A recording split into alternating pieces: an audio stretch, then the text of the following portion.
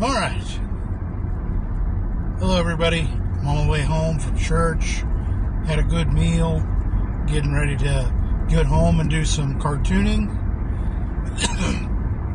This afternoon, tomorrow's cartoon, expect to be Brazilian themed with a little mix of Harry Potter, I guess. You'll see what I'm talking about. You know what I'm talking about, too, if you've kept up at all with the situation in Brazil. But besides that, I felt the need to go ahead and come on here and talk about another issue that has come up in the last few days. It's been sort of weighing on me because, quite frankly, it feels like people are shooting themselves in the foot with this. Or cutting off their nose to spite their face, as many of the comments have said. I agree with those. And that issue is some of the pro-lifers out there, of which I am one. I am extremely pro-life. I am firmly of the belief that abortion is murder. I believe that those responsible for carrying things out like that should be prosecuted to the full extent of just law. However, there are some of us out there that are in the pro-life movement that are entertaining the idea of not voting in the upcoming election because neither viable candidate is pro-life enough to their satisfaction. Let me tell you something. That is a grievous error. And as a good many of these pro-lifers are, in fact, Christian and follow the principles of the Bible, I thought I would take a few moments to line out why this is such a bad idea to not vote in the upcoming election. Now, I will not tell you who to vote for. You will be able to tell by the end of this discussion who I think you should vote for. But, regardless, I'm just going to lay out some things for you to put it into perspective and perhaps provide a little bit of context for your choice making. Okay, so what we have to understand, I am going to be using the first several chapters of the book of Daniel for illustration.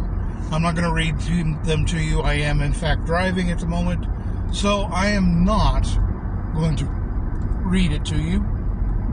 But I just wanted to give you the idea of what we are going to be talking about. And I'm going to be using the book of Daniel fairly extensively for this illustration. Not necessarily the prophecy in it, but the history and the background leading up to the prophecy is what I'm going to be talking about. All right, the book of Daniel takes place during one of the captivities of the Israelites. The Israelites experienced multiple times where they were captive of a foreign power. The first, of course, being from Egypt. The second one, which is where the book of Daniel takes place, in Babylon. They also were captive of the invading forces of Greece and also the Romans, and as well as then you have any nation that they were subject to during the diaspora after that. So, as you can see, Israelites were almost always subjugated to another power.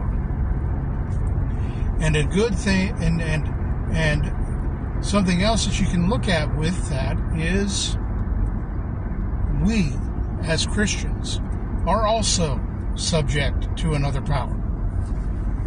What do I mean by that? We are always supposed to be subject to any government that we are a part of, unless it goes blatantly against the commandments of God. we are supposed to live within that frame. But, and so we are subject to it. We are also subject to the heavenly powers as well. Paul says in Ephesians that he is a slave of Christ, a captive subject of Christ, right? So this is not a foreign idea. We are always captives of one power or another. So, Daniel provides a wonderful illustration of how we are supposed to behave when we are subject to another power. I love the fact that, for example, throughout the book of Daniel, he is always respectful of these foreign powers. He always answers them with, "O King, live forever." He uses that phrase an awful lot whenever he's addressing these foreign powers that hold sway over him. So it is an important thing to understand that we are supposed to subject ourselves to those that are higher up than us. Who put them there? God did. Now, he doesn't always put them there as, I should say God allowed them to be there. He didn't always put them there. Sometimes the humans did, the people did. I mean, we can see that with the Israelite kings and various other things. So, but God lets it happen, all right?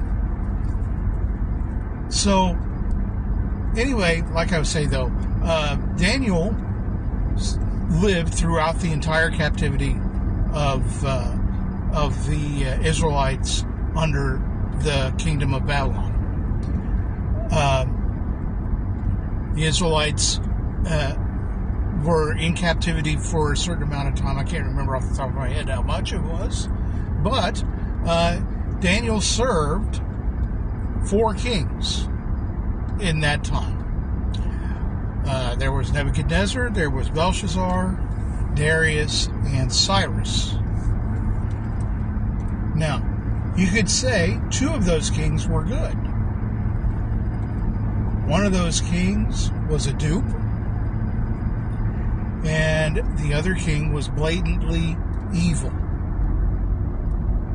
So, we'll go into that here shortly. But as you can see, though, we are supposed to subject ourselves to the powers that God sets above us. All right?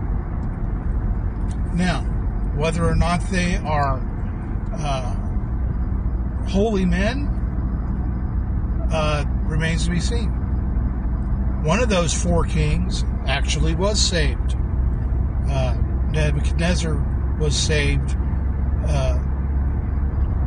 later on in his life, and became basically a servant of the Most High, right? So,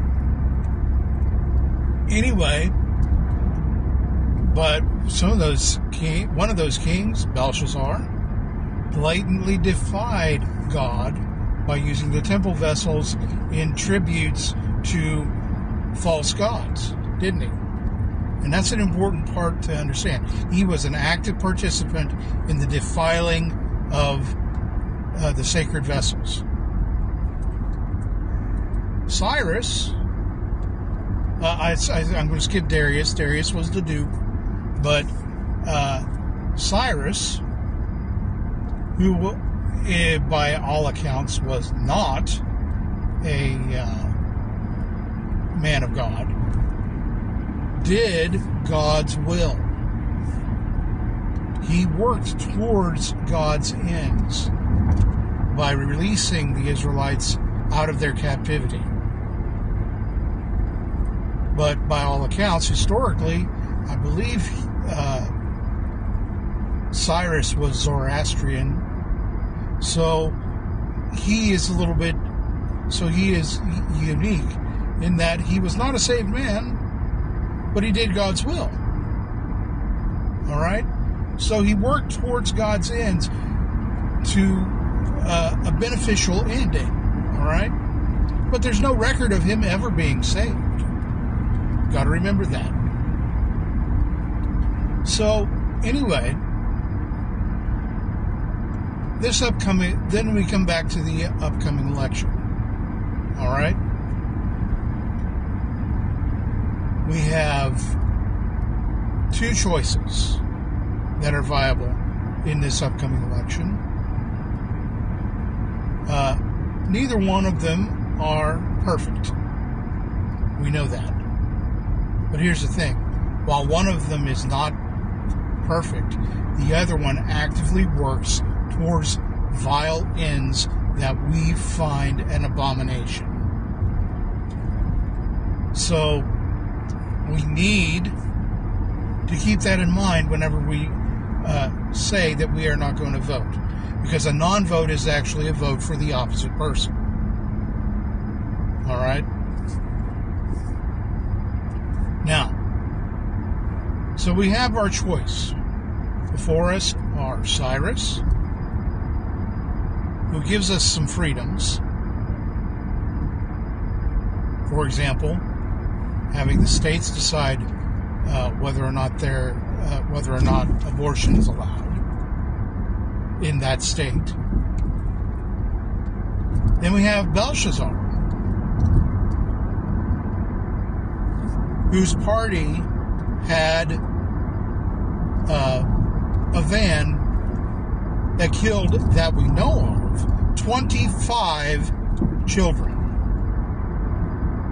25 lives snuffed out because their policy is to actively promote it. They are defiling the temple vessels. You can tell who's who, right? So, my question before you is this. Do you vote for Cyrus? Or do you vote for Belshazzar? And I'll leave that up to you. But of course, the ultimate decision is with you. But I ask that you please consider that. And I ask that you please consider what God wants you to do. You may say, oh, well, this is the lesser of two evils. Yes, it may be. But one of them is more evil than the other. I know you may say it's all abomination, and you know what? You may be right. It may be all abomination. But one has a chance of redemption. The other one does not. And so I ask of you to please consider voting so that we may be a better people. And to continue your work to lobby for the end of abortion in each individual state. That may never happen, but that's okay. As for we and our house, we can follow the Lord through practice. So I ask you to please go ahead and vote. And I ask that you vote for Cyrus and not Belshazzar. And thank you for your time.